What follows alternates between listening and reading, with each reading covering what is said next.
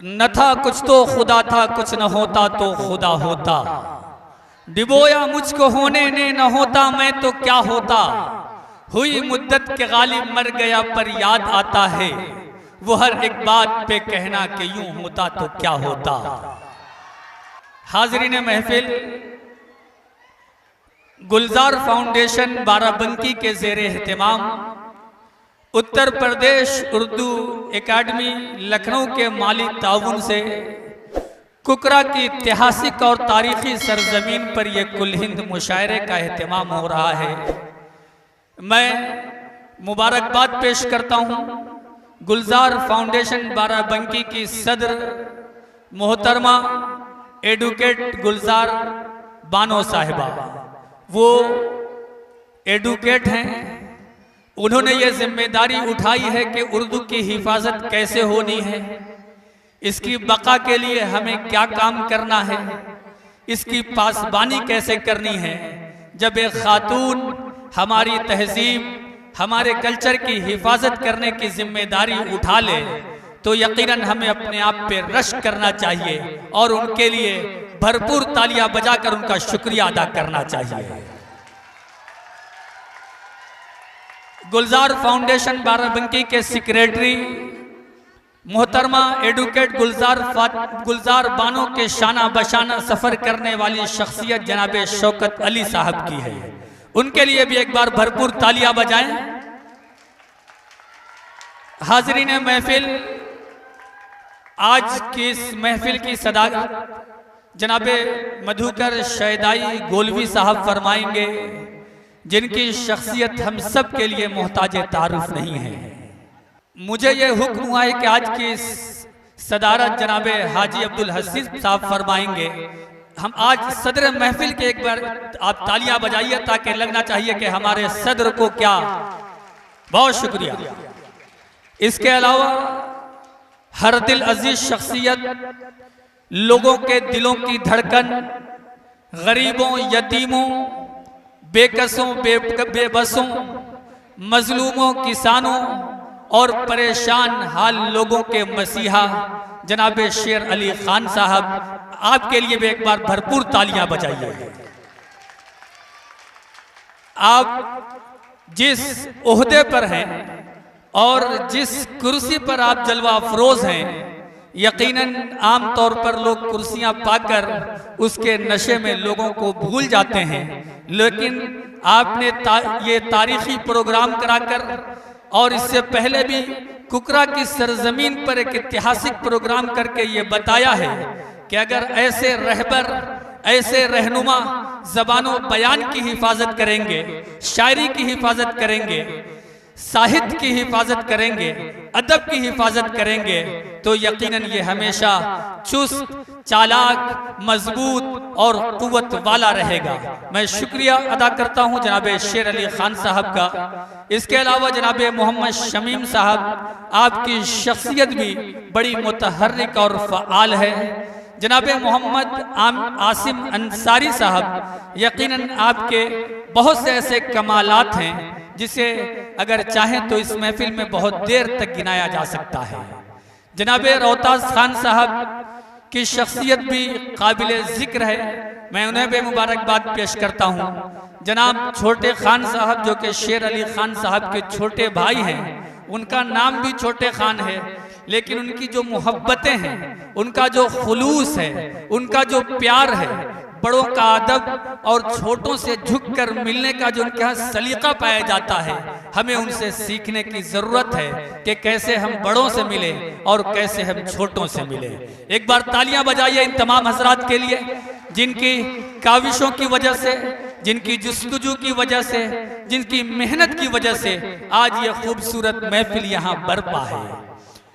हाजरीन महफिल, गुलजार बानो, एडवोकेट गुलजार बानो साहिबा के बेटे जनाब मोहम्मद सुहेल साहब, मोहम्मद फुजैल साहब, वो सब भी बाराबंकी की अदबी सरजमीन से यहाँ तशरीफ लाए हैं और इस मुशायरे को सजाने में उनका भी अहम किरदार है। मैं उनका भी शुक्रगुजार हूँ।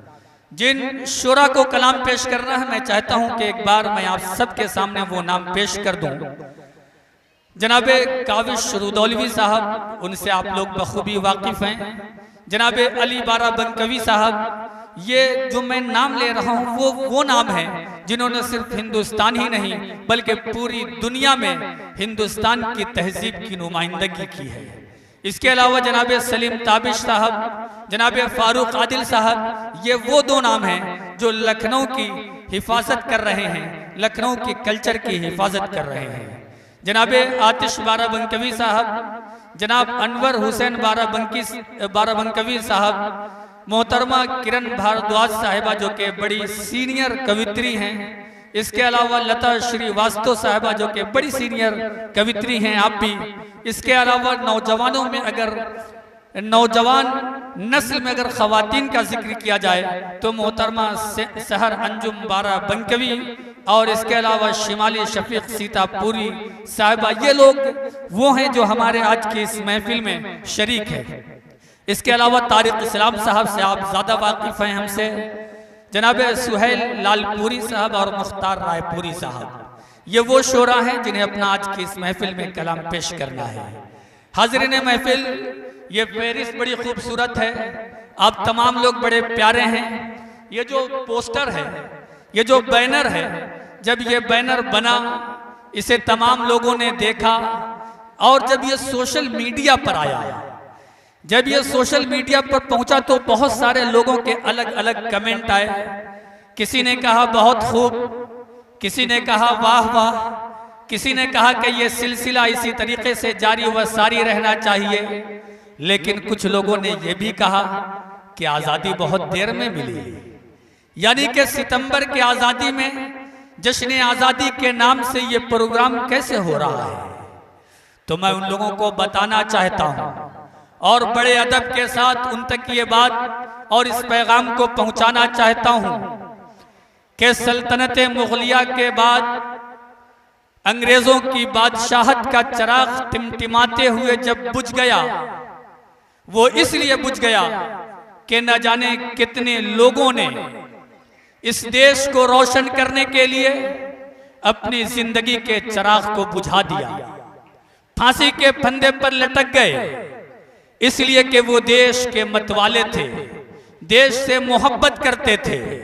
वो तमाम के तमाम लोग आगे बढ़े और फांसी के फंदे को चूम लिया। ये सिलसिला इसी तरीके से जारी व सारी रहा। न जाने कितने लोग ऐसे थे जिनके दिलों में वलवला था, एक जोश था, एक जज्बा था, एक चुभन थी, एक कुढ़न थी कि कैसे अंग्रेजों के पंजे से इस देश को आजाद किया जाए, कैसे अंग्रेजों के चिंगुल से इस देश को छुड़ाया जाए, इस आजाद हिंदुस्तान को फिर से आजाद बनाया जाए। यह चिंगारी तमाम लोगों के दिलों में फूट रही थी। यह सिलसिला इसी तरीके से जारी व सारी रहा। लेकिन बहुत से लोग ऐसे थे जिनके पास वसाइल की कमी थी, बहुत से लोग ऐसे थे जिनके पास साजो सामान की कमी थी। लेकिन उसी दरमियान राम प्रसाद बिस्मिल, अशफाकुल्ला खां, राजेंद्र नाथ लहड़ी, रोशन सिंह मैदान अमल में कूद पड़े। राम प्रसाद बिस्मिल ने कहा कि सरफरोशी की तमन्ना अब हमारे दिल में है, सरफरोशी की तमन्ना अब हमारे दिल में है, देखना है जोर कितना बाजुए कातिल में है। अशफाकुल्ला खां साहब ने कहा कि मैं इस दुनिया में 100 बार पैदा हूं और हर बार हमें इस देश के लिए, इस मिट्टी के लिए, इस धरती के लिए, इस वतन के लिए अपनी जान की बाजी लगानी पड़े, अपने आप को फांसी के फंदे पर लटकाना पड़े, तो मैं इन तमाम चीजों को हंसते हुए कबूल कर लूंगा। उन्होंने वक्त नहीं देखा, टाइम नहीं देखा, बल्कि यह भी नहीं देखा कि ये जाड़ा है, गर्मी है, बरसात है। यह भी नहीं इंतजार किया कि ये जनवरी है, फरवरी है, मार्च है, अप्रैल है, मई है, कौन सा महीना है, कौन सा साल है। उन्होंने इसकी परवाह नहीं की। यह भी नहीं सोचा कि ये दिन के धूप, दिन की रोशनी है या रात के अंधेरे में ये काम हो रहा है, बल्कि वो तमाम चीजों को किनारे करते हुए मैदान अमल में कूद पड़े और अंग्रेजों के आंखों से आंख मिलाकर ये बताया कि ये हिंदुस्तान हमारा है, ये सरजमीन हमारी है, ये मिट्टी हमारी है, ये देश हमारा है। और ये कहने लगे कि वतन की पाक इज्जत को कभी घटने नहीं देंगे, वतन की पाक इज्जत को कभी घटने नहीं देंगे, वतन की बरकरारी कभी रुकने नहीं देंगे। जो कटता है तो कट जाए, सरे बाजार सर अपना, मगर अपने तिरंगे को कभी झुकने नहीं देंगे। ये जज्बा था। उसी जज्बे के तहत जश्न आजादी के नाम से इस मुशायरे को सजाया गया है। तो वो महीना जनवरी हो, फरवरी हो, मार्च हो, अप्रैल हो, मई हो, जून, जुलाई, अगस्त, सितंबर, साल का कोई महीना हो, साल का कोई दिन हो, साल का कोई लम्हा हो, हमें हर लम्हा आजादी के जश्न में शराबोर रहना चाहिए और इसके नशे में मदहोश रहना चाहिए। हाजिरीन महफिल, मैं समझ रहा हूं कि वक्त ज्यादा हो चुका है, तो मैं चाहता हूं कि नाते पाक से इस महफिल का आगाज किया जाए। मैं जनाब दयानंद सक्सेना साहब के 4 मिसरे पढ़ता हूं और जनाब फारूक आदिल साहब से गुजारिश करता हूं। एक हिंदू शायर जनाब दयानंद सक्सेना साहब, एक बात और बताता चलूं कि इस दुनिया में जितनी जबानें हैं, जितने धर्म हैं, उर्दू, हिंदी, इंग्लिश और संस्कृत, फारसी, इसके अलावा जितने धर्म हैं, उन तमाम जबानों में, उन तमाम धर्मों में जितने लोग आए, अगर उन सब का शायरी, उन सब का ताल्लुक शायरी से था या उन सब का ताल्लुक इस कविता से था, तो उन सब ने आप सल्लल्लाहु अलैहि वसल्लम की बारगाह में नजराने अकीदत पेश किया है। मैं जनाब दयानंद सक्सेना साहब की अकीदतों को सलाम करते हुए 4 मिसरे पढ़ता हूं कि जहां में कितने रसूल आए, जहां में कितने रसूल आए, मगर न आया अजीम तुमसा, फहीम तुमसा, अलीम तुमसा, नईम तुमसा, हकीम तुमसा। हजार ढूंढा तमाम देखा, किसी ने लेकिन कहीं न पाया। हसीन तुमसा, अमीन तुमसा, मुबीन तुमसा, वसीम तुमसा।